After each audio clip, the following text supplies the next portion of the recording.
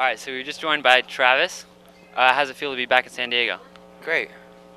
Very cool. You just opened a store in LA, or you're about to open a store in LA.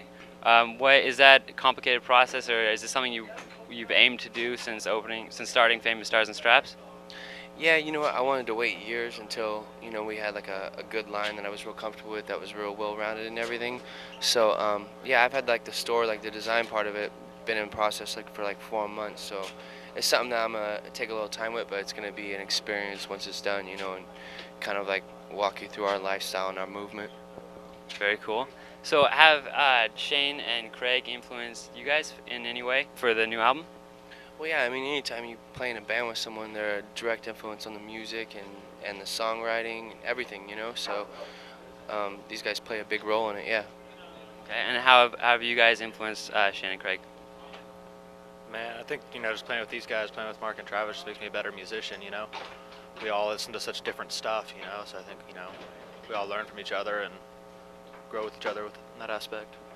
Was there any artist that more than any of the other artists influenced the new CD? I think like Craig said, we listen to all sorts of different music, and we turn each other on to stuff that we normally wouldn't probably even be interested in, or long enough to find the good in it or something, you know what I mean? So it's real well-rounded. We listen to everything, and we're inspired by everything. What are you guys listening to now? I love the new Killers record. I love the new Young Dro record. I love Kill 'Em All by Metallica. That's probably like what I'm listening to right now. What am I listening to right now? I haven't been listening to music the last couple of weeks. I've been killing people on my video games. But yeah, I just bought the new Gwen record, so I've been listening to that. And what else did I buy this week? I bought Gwen, and I bought some stuff by the Gorillaz that I really like. And I'm always listening to Pet Sounds by the Beach Boys. I'd have to say like the Jam, the Ramones, Block Party, the Faint, stuff like that. Kind of all over the map. Really love this Billie Holiday song right now. Then I've been listening to a lot of stuff I listened to when I was a kid, like GBH or Generation X, stuff like that. I love this band Old 97s. It's one of my favorites. Very cool. Okay, so Mark mentioned video games, and Tony Hawk Project 8 just came out. Have you played yourself yet? Nah, I don't really play that many video games, but I just got it for the first time, so I'm going to. If I had to play a game, it would have to be about skateboarding or drumming or DJing or something. You know what I mean? Yeah. All right, so here's a question coming from one of your fans. Are you guys influenced by any poetry at all? Yeah, absolutely. These guys actually, when we were writing our record, were reading a bunch of books and have different like poetry and stuff and poems that they love. So I think more from like the lyrical side of things, yeah. What do you have any authors in specific or anything? It sounds cheesy, but I love Shakespeare. I love the way that he deals with words. I love. Actually, I was influenced by Bukowski on this record a little bit lyrically, and I just like words. When I'm trying to write lyrics, sometimes I'll just be reading books, and just one word will stick out in my mind and inspire something, and I'll see one word, and I'll just build a line around that one word because I think I'm really fascinated by the way that words work with one another, and the transposition between something that you expect a word to mean and something else. Okay. Is there a favorite venue that you guys like?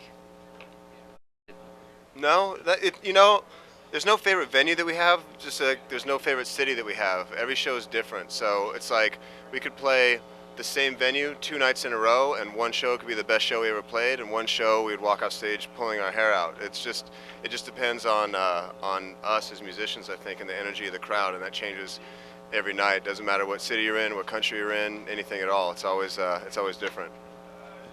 What band do you guys think, or what would be your ideal band to tour with, even broken up or not? We bombed going to tour with the Police. It'd be a great band for us to tour with. Very cool. And you guys just did a cover of Christmas Vacation by Descendants. Yes. Are you going to do any more covers? I know Descendants is Probably not. I mean, well, I don't think we'd probably cover the Descendant song. We might cover a song by Dinosaur Jr. called "The Wagon" off of Green Mine that we always liked. Now, what's the craziest thing that's happened to Plus 44 since it's been formed? Craziest thing that's happened to us? I don't know. There's been a lot of stuff that's been going on. Fred, you got any stories? Yeah, we've had crackhead Yeah. drivers. I've gotten claustrophobic in the middle of the night and I've bolted out of the bus. We've spit on each other. I mean, these things happen on the daily and every night, you know, so it's hard to pick one that's better than the other, you know? Yeah, we're a rock band on tour, so there's no telling what's going to happen. Knock wood.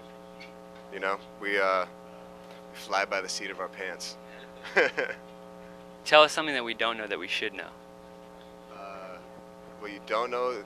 We're so honest about everything that everything that you should know, you probably do. I mean, we've been asked everything. We've answered everything completely honestly. So I don't know. I don't feel like we have any secrets or anything that we hide. We put it all out there. Whatever we look like and whatever we do is exactly what we are. We don't hide behind anything. We don't try to be something that we're not.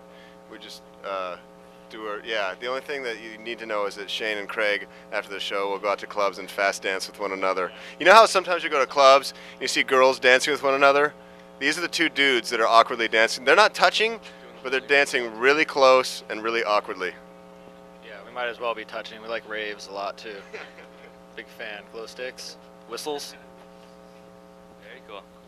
All right. Thank you guys very much. Thank you, man.